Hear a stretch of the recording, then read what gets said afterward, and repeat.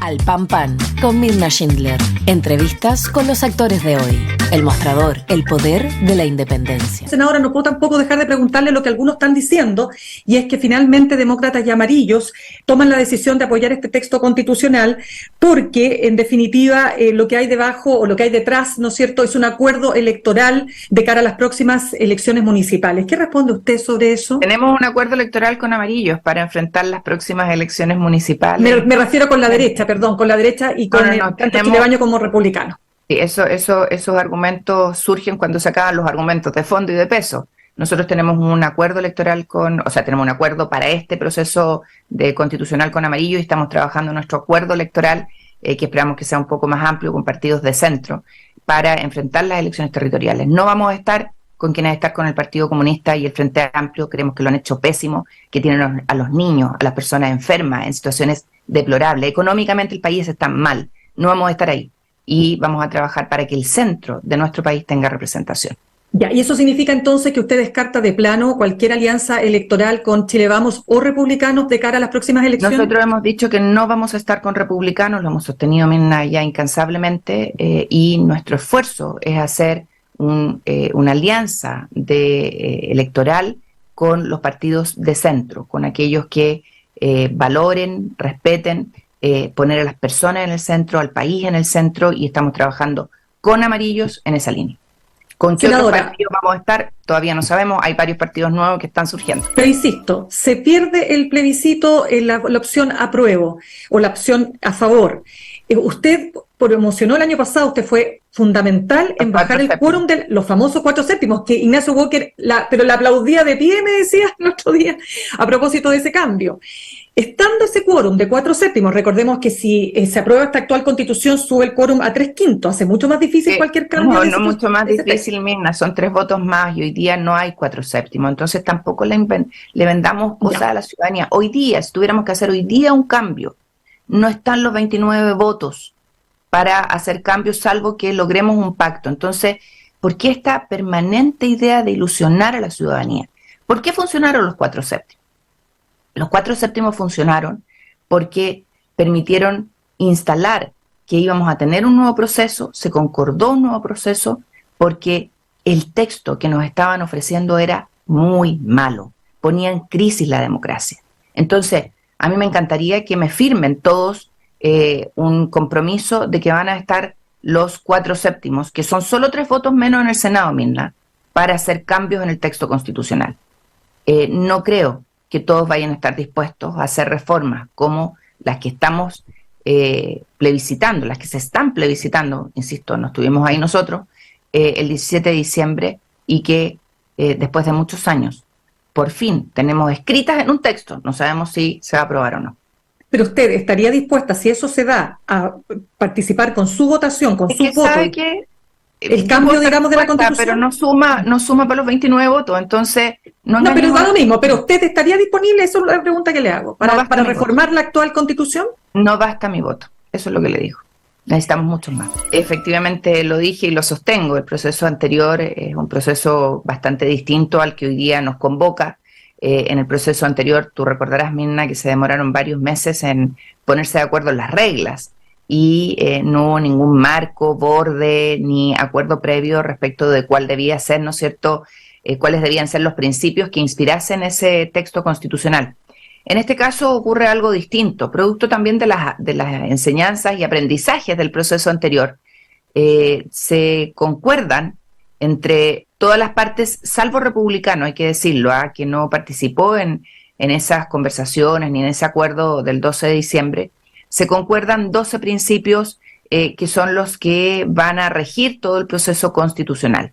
Se acuerda un grupo de expertos que van a redactar el preproyecto, se conviene que van a haber consejeros electos, no en el número que tuvo el proceso anterior, sino un número más acotado, y además se concuerda que iba a haber un consejo de árbitros para dirimir cualquier diferencia o transgresión de esos 12 principios.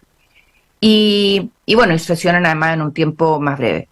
Todo ello es importante destacar porque al día de hoy ninguno de los que participa en el proceso, ya sea como actor político, ya sea como consejero o como experto, reclama el que se haya transgredido alguno de los 12 principios que acompañan todo este proceso. Y es importante señalar porque si los principios han sido respetados, bueno, significa que estos 12 puntos que se concordaron para escribir este texto siguen siendo los mismos, siguen estando presentes en el proceso y nadie podría decir que aquí hay la imposición de un sector sobre otro. Incluso es más, los propios republicanos, que son los que sacaron más consejeros electos, podrían reclamar que ellos no fueron parte del acuerdo y han respetado estos 12 principios. ¿Cómo le responde usted a un jurista tan destacado como Jorge Correa Sutil, que entiendo por de pronto asesoró a Amarillo, no sé si directamente a Demócratas el año pasado?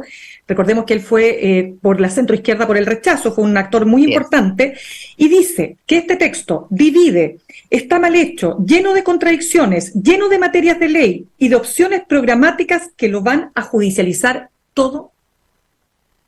Mira, yo creo que uno puede concordar con Jorge en aspectos que son parte de este proceso.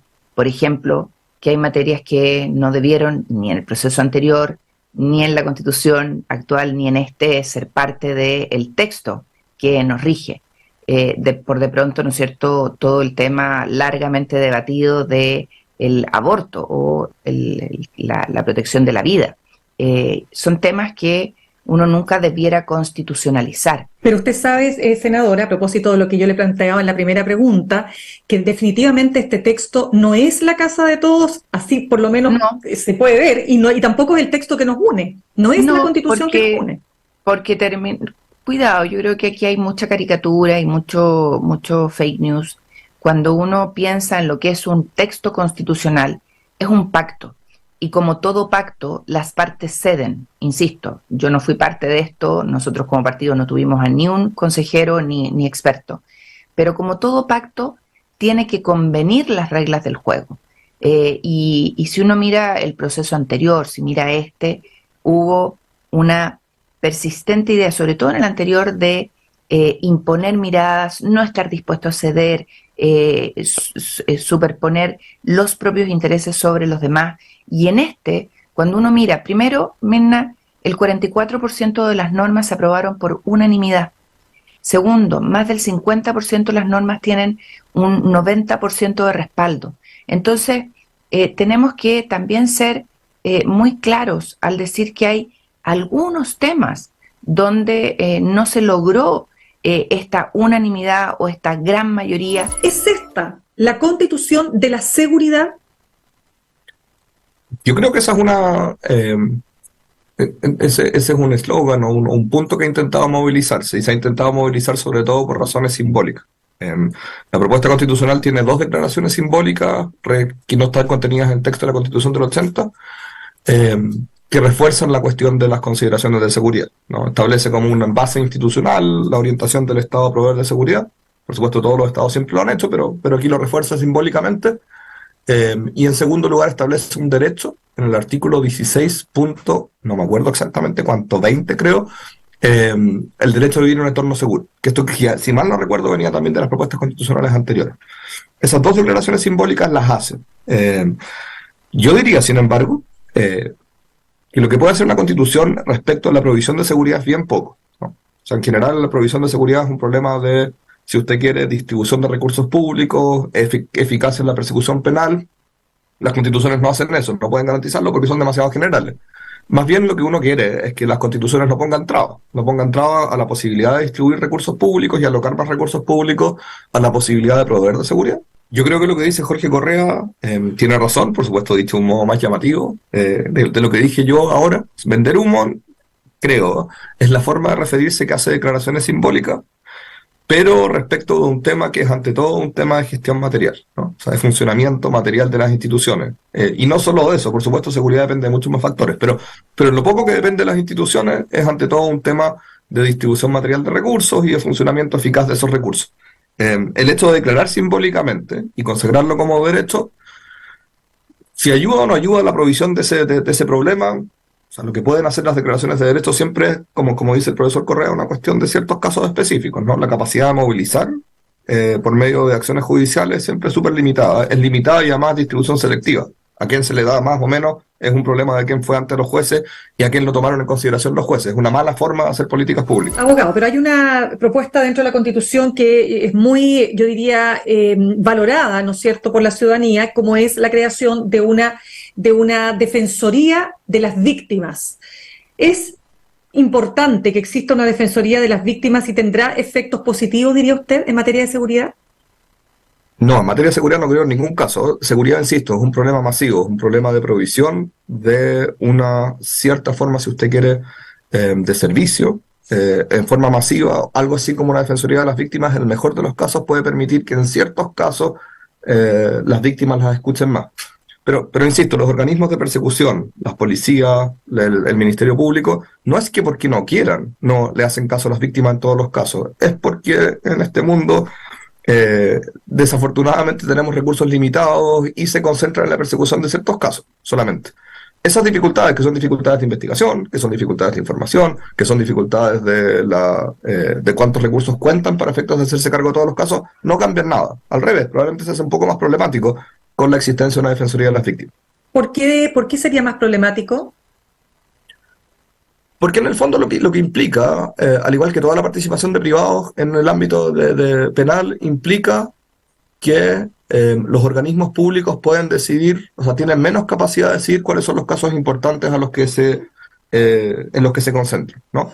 La víctima pasa a tener, en todos los casos en que participe selectivamente, porque fue a pedir un abogado, pasa a tener cierta capacidad, ¿no?, de hacer que se fijen en él, aunque el caso no tenga muchas perspectivas de éxito.